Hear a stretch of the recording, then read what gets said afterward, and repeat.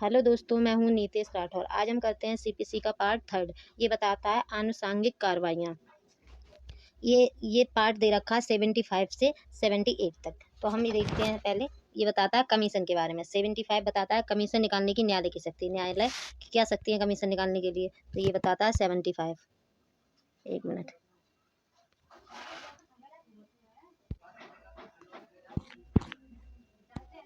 अब हम देखते हैं सेक्शन 75। सेक्शन 75 कहता है कमीशन निकालने की न्यायालय की शक्ति। तो ये बताता है ऐसी शर्तों और सीमाओं के अधीन रहते हुए जो विहित किए जाए न्यायालय। तो ये बता रहा है न्यायालय किन किन मैटरों के लिए कमीशन निकाल सकता है। तो पहला बताता है किसी व्यक्ति की परीक्षा करने के लिए, कोई व्यक्ति की परीक्षा करनी है तो उसके लिए निकाल सकता है। कहीं स्थानीय इन्वेस्टिगेशन करना है तो वहाँ के लिए निकाल सकता है। अगर न्यायालय को लग रहा है कहीं इन्वेस्टिगेशन कराना है, स्थानीय इन्वेस्टिगेशन कराना है, तो क्या करेगा, कमीशन निकाल देगा।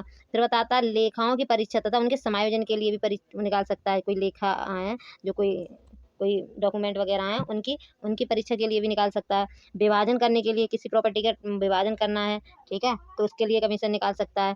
आगे बता रहा है कोई वैज्ञानिक है, कोई वैज्ञानिक इन्वेस्टिगेशन के लिए भी कमीशन निकाल सकता है। कोई वैज्ञानिक है या तकनीकी या विशेषज्ञ अन्वेषण के लिए भी निकाल सकता है। फिर चार में बताता है ऐसी संपत्ति का विक्रय करने के लिए जो शीघ्र और प्रत्यक्षशील हैं और जो बाद का अवधारण लंबित रहने तक न्यायालय की अवरक्षा में है, तो उनके लिए भी निकाल सकता है। तो ये कह रहा है न्यायालय ये कह रहा है जो शीघ्र नष्ट होने वाली संपत्ति के विक्रय के लिए हैं, तो उनके लिए भी कमीशन निकाल सकता है। कोई चीज़ ऐसी है जैसे जो जल्दी नष्ट हो जाएगी, तो न्यायालय क्या करेगा, उसे बेचने के लिए कमीशन निकाल सकेगा। फिर आगे बता रहा है कोई अनुसचवी कार्य करने के लिए भी निकाल सकता है कमीशन। तो ये बता रहा है न्यायालय किन किन मैटर में कमीशन निकाल सकता है। ये बताता है 75। तो ये क्या क्या बता रहा है, किस किस पॉइंट में, तो ये काफी पॉइंट दे रखे हैं। पहला बता रहा है किसी न्यायालय की परीक्षा करने के लिए, किसी व्यक्ति की परीक्षा करने के लिए न्यायालय निकाल सकता है। स्थानीय इन्वेस्टिगेशन के लिए निकाल सकता है। लेखाओं की परीक्षा के लिए निकाल सकता है। कोई प्रॉपर्टी का विभाजन करना है उसके लिए निकाल सकता है। कोई वैज्ञानिक है उसके इन्वेस्टिगेशन के लिए, वैज्ञानिक अन्वेषण के इन्वेस्टिगेशन के लिए निकाल सकता है। कोई जो शीघ्र नष्ट होने वाली वस्तु है उसका विक्रय करना चाहिए या कितने में करना चाहिए, उसके लिए भी निकाल सकता है कमीशन। कोई अनुसचिवीय कार्य करने के लिए निकाल सकता है कमीशन। तो इन मैटरों में कमीशन निकाला जाता है। ये बताता है 75। अब देखते हैं आगे। अब आ जाते हैं 76 बताता है अन्य न्यायालय को कमीशन, कोई अन्य न्यायालय उन्हें कमीशन निकालना। तो ये बताता है 76। तो 76 कहता है यदि व्यक्ति जिसकी परीक्षा की जानी है, तो कह रहा है किसी व्यक्ति की परीक्षा करने के लिए कमीशन उस राज्य के जिसमें उसे निकालने वाला न्यायालय स्थित है भिन्न राज्य में स्थित किसी अन्य न्यायालय को निकाला जा सकेगा। तो ये कह रहा है यदि व्यक्ति किसी परीक्षा की जानी है, जिस व्यक्ति की परीक्षा की जानी है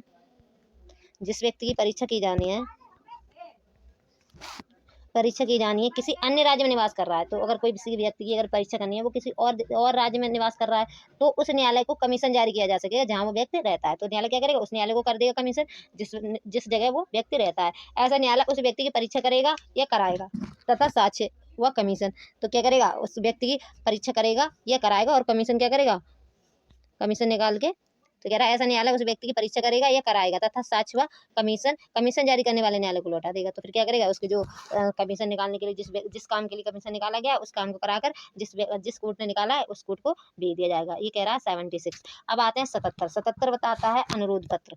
तो ये अनुरोध पत्र के बारे में बता रहा है। तो ये कह रहा है कमीशन निकालने के बदले न्यायालय ऐसे व्यक्ति की परीक्षा करने के लिए अनुरोध पत्र निकाल सकेगा जो ऐसे स्थान में निवास करता है जो भारत के भीतर नहीं है। और ये कह रहा है यदि न्यायालय को ऐसे व्यक्ति की परीक्षा करनी है जो भारत के बाहर रहता है, तो न्यायालय कमीशन के बदले अनुरोध पत्र लेटर ऑफ रिक्वेस्ट निकालेगा, क्योंकि वो लेटर ऑफ रिक्वेस्ट भेजेगा भैया हमारे ऐसे ऐसे इस बारे में हमें परीक्षा करानी है। तो न्यायालय को अगर कोई इंडिया से बाहर है तो उसके लिए वो लेटर ऑफ रिक्वेस्ट भेजेगा न्यायालय। अब आ जाते आगे बताता है 78 कह रहा है विदेशी न्यायालयों द्वारा निकाले गए कमीशनों के संबंध में। तो ये बताता है विदेशी न्यायालय द्वारा निकाले गए कमीशन। पहला कहता है ऐसी शर्तों और परिसीमाओं के अधीन रहते हुए जो विहित की जाए साक्ष्यों की परीक्षा करने के लिए कमीशन का निष्पादन और लौटाने के संबंध रखने वाले उपबंध उन कमीशन को लागू होंगे जो। तो ये बताता है विदेशी न्यायालयों द्वारा निकाले गए कमीशन कैसे पूरे किए जाएंगे। 77 में बता दिया कि अगर हम अगर हम अपने यहाँ से भेजते हैं तो विदेश वालों को लेटर ऑफ रिक्वेस्ट भेजेंगे। अब ये 78 में बता रहे हैं कि अगर विदेश वालों ने कोई कमीशन निकाला तो हम क्या करेंगे।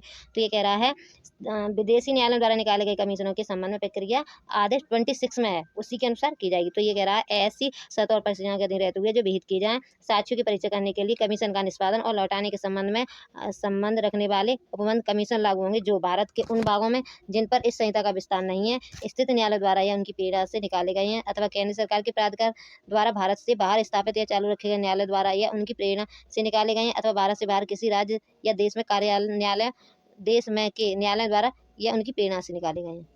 तो क्या करेगा वो, अपने यहाँ के लोग भी ऐसे ही उनका कमीशन जो विदेश से आएगा उसका इन्फोर्समेंट वैसे ही कराएंगे, वैसे ही कार्रवाई करेंगे जैसे कि यहाँ के ही न्यायालय ने निकाले हों, और सारी कार्रवाई करके वहाँ के लोगों को भेज देंगे। पर ये इसमें बताया गया केंद्र सरकार बताएगी, केंद्र सरकार ने जिन जिन लोगों को परमिशन दे रखी है उन्हीं लोगों की कमीशन यहाँ कार्यगत किए जाएंगे।